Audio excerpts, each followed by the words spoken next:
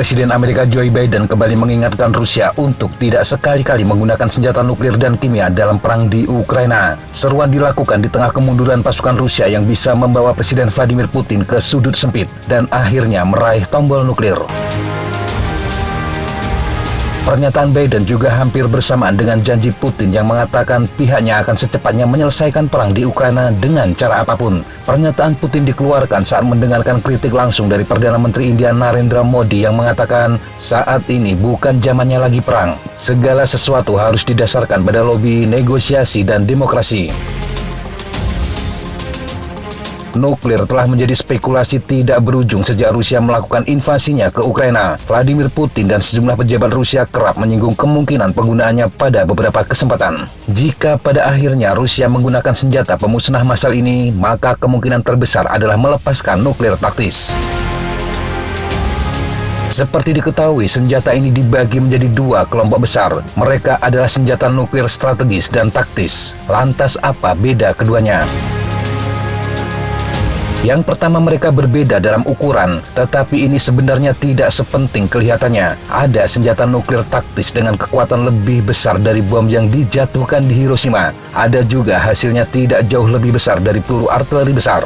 Jadi menggunakan ukuran juga tidak selalu tepat untuk membedakan antara nuklir taktis dan strategis.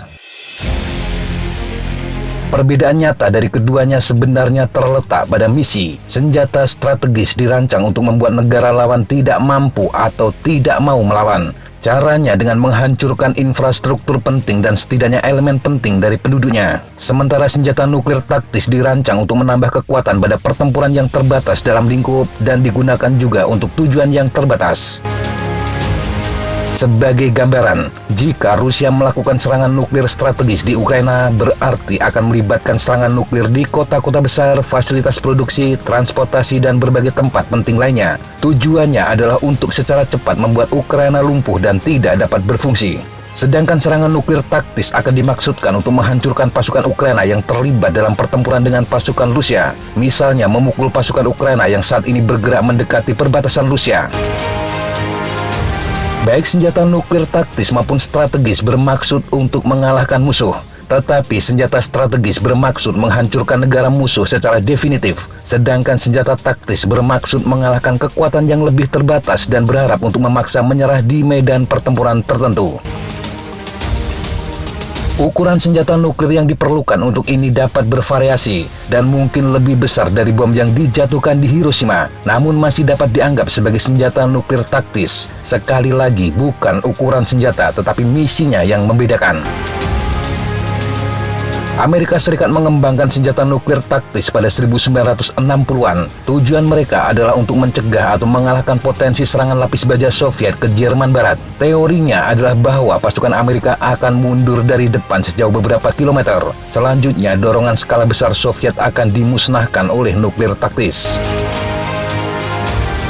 Tentu saja artileri massal pada jarak yang tertentu dapat mencapai tujuan yang sama. Masalahnya yang ingin dipecahkan oleh senjata nuklir taktis adalah ketidakakuratan yang tidak terhindarkan dari senjata konvensional. Sebuah artileri harus mengetahui lokasi yang tepat dari targetnya saat ditembakkan dan kemudian dapat mengenainya. Ini cukup sulit, dan waktu antara penembakan dengan hantaman memperumit misi karena target dapat menghindar dengan manuver normal. Selain itu, tembakan kontra baterai lawan kemungkinan akan bergerak cepat hingga membuat tembakan kedua menjadi sulit atau bahkan tidak mungkin. Senjata nuklir taktis mengatasi masalah ini dengan memiliki radius kehancuran yang lebih luas meskipun tidak terlalu besar. Tetapi kekurangannya, serangan akan memberikan efek yang membutakan di kedua sisi. Juga ada zona radiasi dan pasti akan memunculkan reaksi besar dunia. Senjata nuklir taktis Amerika tidak terlalu banyak jenisnya. Salah satunya bom B-61. Sekitar 200 rudal ini ditempatkan di Eropa. Sementara untuk nuklir strategis diisi oleh ICBM Minuteman III dan SLBM Trident II. Rusia juga mengembangkan senjata nuklir taktis, Hulu ledak ditempatkan di sejumlah rudal baik yang berbasis darat, udara, atau laut. Bahkan juga ada artileri yang bisa menembakkan amunisi nuklir. Rusia diperkirakan memiliki sekitar 2.000 senjata nuklir taktis. Beberapa rudal yang bisa menembakkan hulu ledak nuklir taktis antara lain kaliber yang ditembakkan dari laut, Iskander M berbasis darat, dan rudal KH-101 yang dibawa bomber Rusia. Sedangkan untuk rudal nuklir strategis, Rusia memiliki ICBM Sarmat, SLBM Bulava, dan juga torpedo nuklir Poseidon.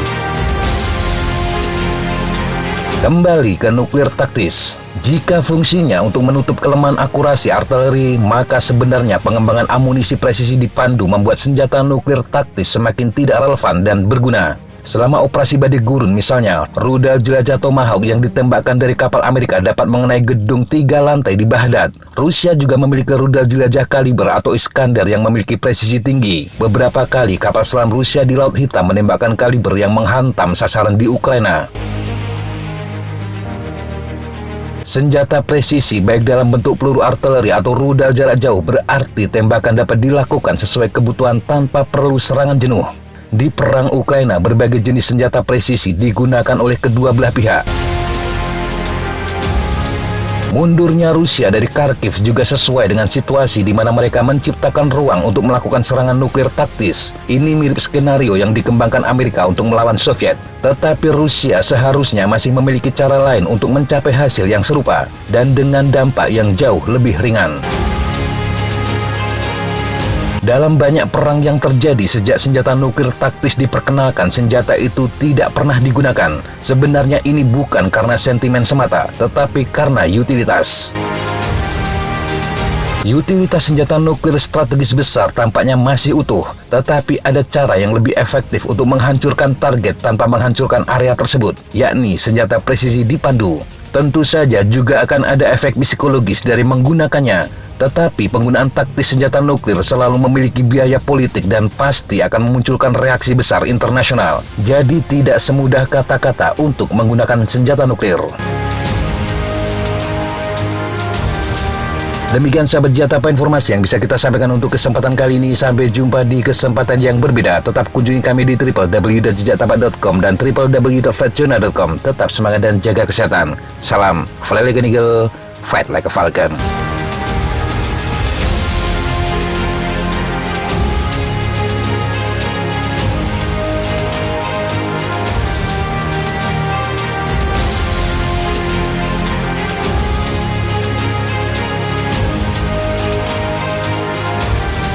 Looks like that's all I'm going to take today. Okay, sir. Thanks for coming. Have a good flight. And thank you guys. Appreciate it.